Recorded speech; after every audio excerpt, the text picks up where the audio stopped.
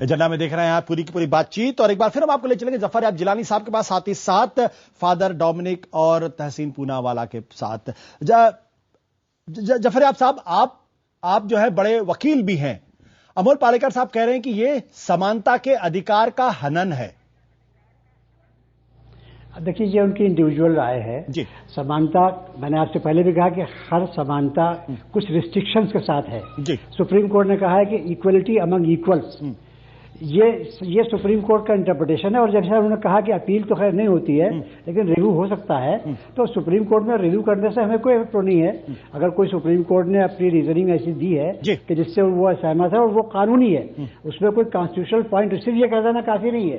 Human rights भी unrestricted नहीं है। ह्यूमन राइट्स जो है, अब आप कहिए को वहां जो लोग टेररिज्म करने वाले उनका वो भाई ह्यूमन राइट्स, ऐसा नहीं है।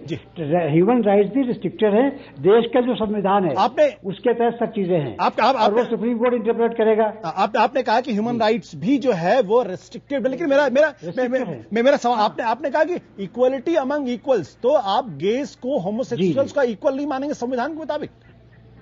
नहीं, देखिए, संविधान में ऐसा नहीं है कि आप हर चीज को, जो चीज इस कैटेगरी में आती है कि मॉरलिटी के खिलाफ है, वो हर संविधान के उसको रिस्ट्रिक्ट कर रही है। आपका वो एक्शन जो आपका फंडामेंटल राइट रिस्ट्रिक्ट हो सकता है, तो यही तो सुप्रीम कोर्ट को इंटरप्रेट करना था। सुप्रीम कोर्ट ने एक बात ये भी कही है कि कानून को खत्म करने का अख्तियार हाई कोर्ट को नहीं है, पार्लियामेंट को है। ठीक है, तो यूरोप तहरीक चला के पार्लियामेंट को कंपेल करे। मतलब कई कानूनी मसले में भी उलझता जा रहा है। फादर डोमिनिक जो कह रहे हैं अधिकार की बात, तो मैं बार बार ये पूछता हूं कि क्या आप लोगों को वोट देने का अधिकार नहीं है? क्या आपके पास राशन कार्ड नहीं है? क्या आप गाड़ी में ट्रैवल नहीं कर सकते? क्या आपको कोई रोकता है?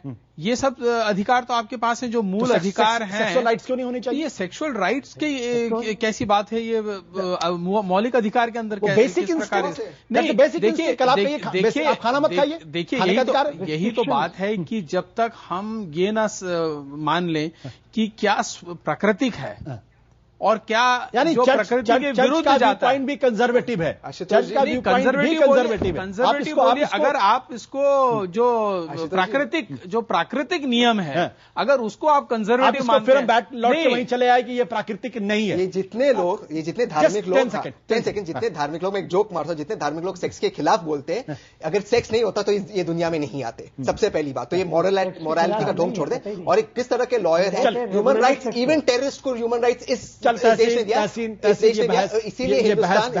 बहस बहुत लंबी, और मुझे लगता है थोड़ी बहस आगे भी निकल गई है।